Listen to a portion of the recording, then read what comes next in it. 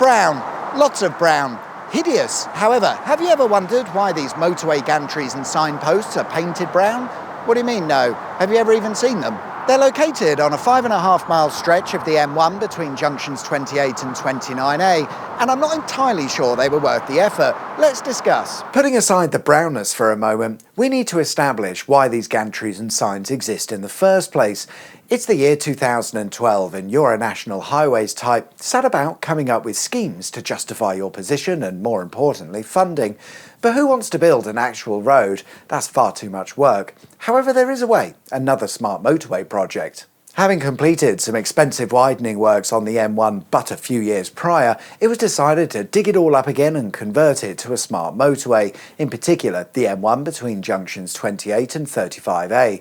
As per the not-so-smart motorway specification, the much safer hard shoulder would be replaced by a live running lane with a few emergency refuge areas added here and there for good measure, and to operate such a motorway requires an extensive system of radars, signs, cameras and overhead gantries. Those gantries are rather important because they'll inform you of any speed restrictions or lane closures should there have been an accident or something like a vehicle blocking the live lane. Without them, the smart motorway loses its intelligence and you might as well not bother.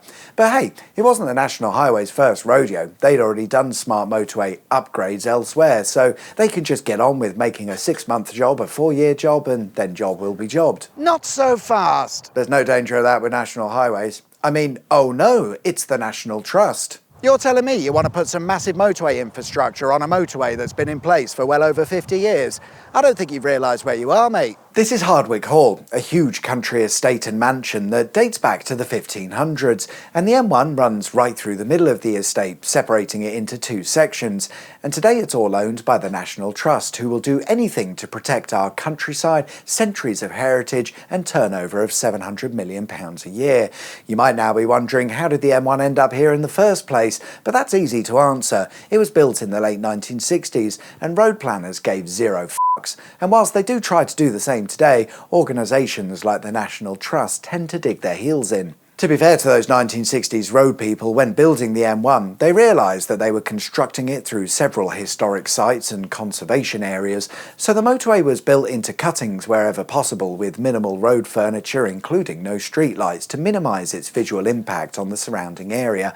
And that's all lovely, but when it comes to smart motorways, you can't avoid the need for unsightly gantries, LED lights or additional signposts, and the National Trust were not happy. They were of the opinion that these huge gantries, etc. would ruin the views and sightlines from their precious Hardwick Hall, and at £21 per adult entry, they wanted to protect their revenue stream. No, sorry, that's not right, is it? They wanted to look after the countryside and manor house as well as preserve the historic views that make this area what it is.